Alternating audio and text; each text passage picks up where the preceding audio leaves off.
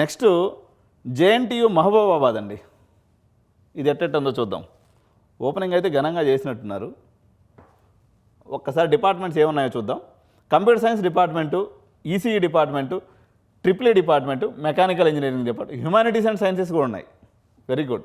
అంటే నాకు తెలిసి ఇది ఏంటంటే పాత డిగ్రీ కాలేజీని అప్గ్రేడ్ చేశారు కాబట్టి ఆ పిల్లల్ని ఏం చేయాలి అర్థం కాదు, దాన్ని తీసుకొచ్చి దీంట్లో తోకబెట్టినట్టున్నారు. ఫస్ట్ దీని సంగతి ఏదో చూద్దాం.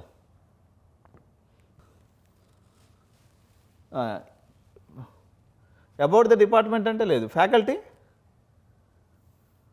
ఉన్నారండి. వీళ్ళు పాతోళ్ళు.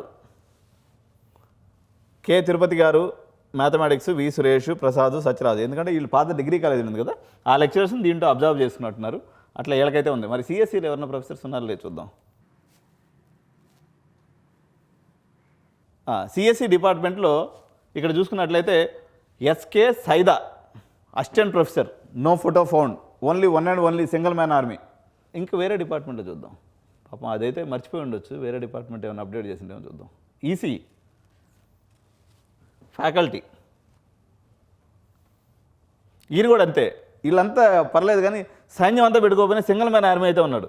RV Prasad Bhukya assistant professor, contract department, contract lecturer.